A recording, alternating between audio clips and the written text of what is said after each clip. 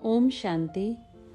बाबा ने किस तरह मुझे सिखाया कि बच्चे समय कम है, अपनी प्रायोरिटीज़ को सेट करना है, क्या ज़्यादा महत्वपूर्ण है, इसको ध्यान में रख के कर्म में आना है।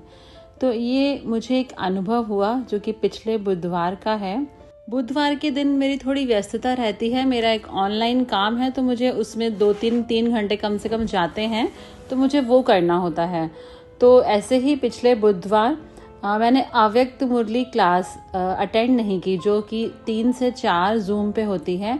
तो मैंने सोचा नहीं, आज नहीं करती हूँ, मुझे अपना ऑनलाइन काम करना है, मैं उसको निपटा लेती हूँ और टाइम से फ्री हो जाऊँगी।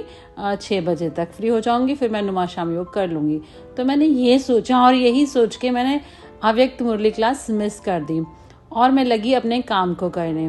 पर उस दिन देखिए कि क्या हुआ, वो जो काम 3 घंटे का होता है और मैंने सोचा था कि मैं 3 से 6 में उसे ख़त्म कर लूँगी, पर बाबा की मुरली को मिस किया और काम को प्रेफरेंस दी।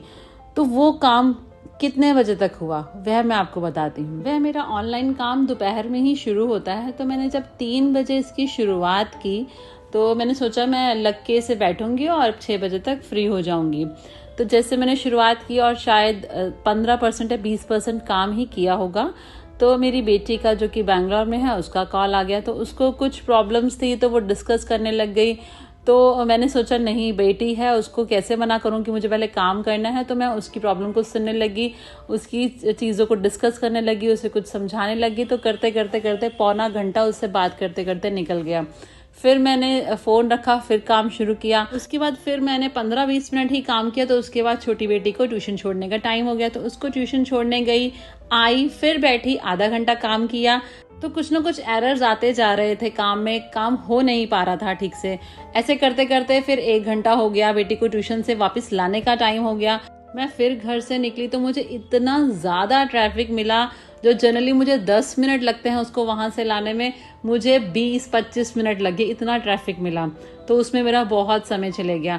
उसके बाद फिर आई, थोड़ी देर काम किया। तो उस समय तक, शाम तक मेरा काम 6 बजे से ज़्यादा 6:30 हो गए थे और मेरा काम अभी 60% ही हुआ था। फिर उसके बाद मैंने सोचा कि नहीं, अब उठूंगी नहीं, अब तो ख़त्म करके ही उठूंगी। एक घंटे का और काम रह गया, उसे कंप्लीट करती हूँ। आधा पौना घंटा और काम किया, बस 15 मिनट का काम रह गया था। इतने में ही एक मेरी पुरानी फ्रेंड आ गई। अब कोई गेस्ट घर में आ गया तो उसे कैसे मना किया जाए, उसे तो अटेंड करना ही पड़ेगा। तो वो काफ़ी देर, 1 से 1.5 घंटा बैठी रही।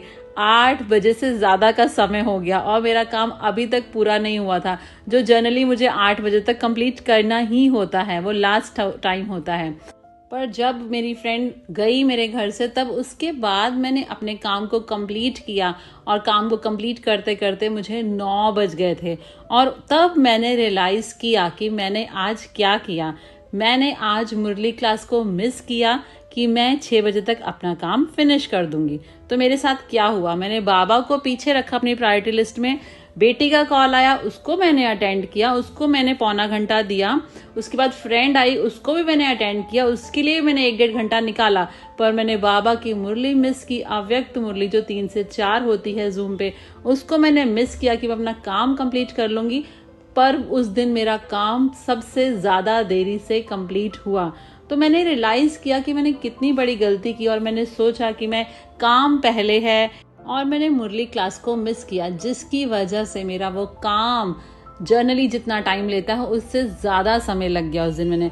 और तब रात में मुझे इस चीज़ का बहुत एक टचिंग हुई कि मैंने ये गलती की थी और बाबा ने मुझे इस तरह से समझानी दी है, बच्चे अब समय नहीं है, अपनी प्रायोरिटीज़ को सेट करो और ज्ञान योग को, बाबा की याद को, मुरली के मनन चिंतन को अपनी टॉप प्रायोरिटी पे रखो। तो ये था मेरा पिछले बुधवार का अनुभव, जिससे मैंने बहुत बड़ा लेसन सीखा है। अच्छा, ओम शांति।